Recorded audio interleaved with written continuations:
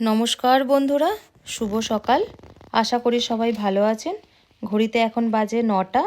স্নান করে আমার পুজো করা হয়ে গেছে। আজ ভীষণ ঠান্ডা।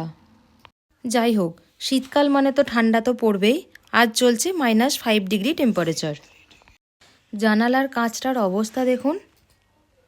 যে জলবিন্দুগুলো জমা থাকে ওগুলো সব বরফে পরিণত হয়ে গেছে। এত ঠান্ডা, বাইরের কিছু দেখা তো যাচ্ছেই না।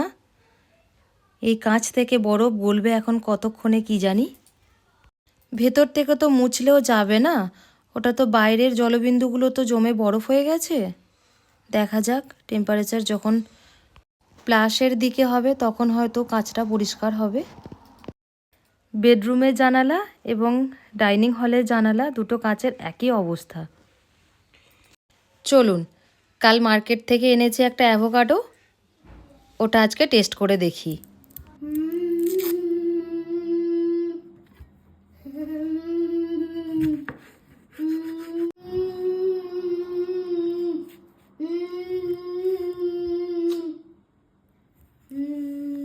আজকেই খাবো আমরা।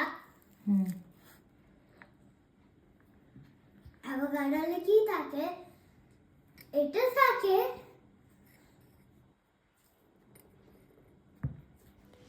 প্রথমে মাঝ বরাবর লম্বালম্বি কেটে নিলাম।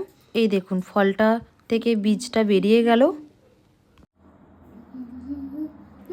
এই দেখুন, আর একটা পার্ট থেকে বীজটা বের করে নেব।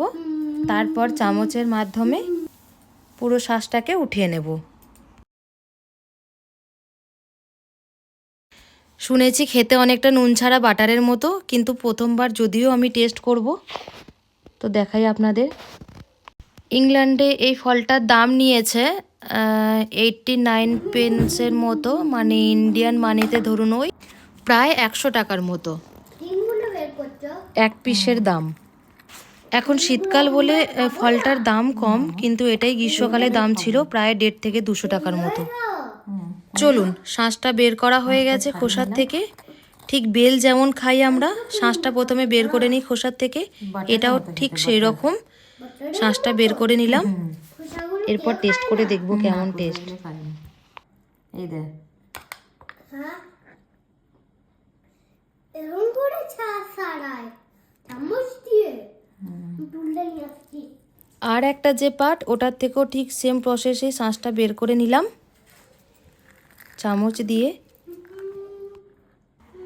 শুনেছি ফলটার মধ্যে পুষ্টিগুণ অনেক। অ্যাভোকাডোতে থাকে স্বাস্থ্যকর চর্বি, ফাইবার, ভিটামিন এবং খনিজ সমৃদ্ধ, যা এগুলোকে একটি সুষম খাদ্যের পুষ্টিকর সংযোজন করে তোলে।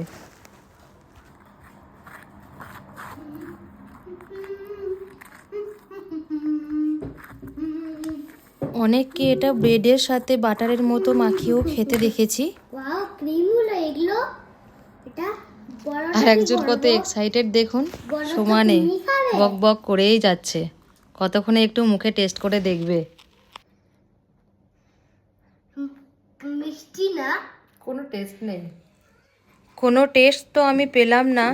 যাই হোক, এটাকে মিক্সিতে পিষে নিয়ে অল্প মধু দিয়ে খেয়ে নেব। ভালো থাকবেন, সুস্থ থাকবেন, দেখা হবে পরের ব্লগে। Bye bye.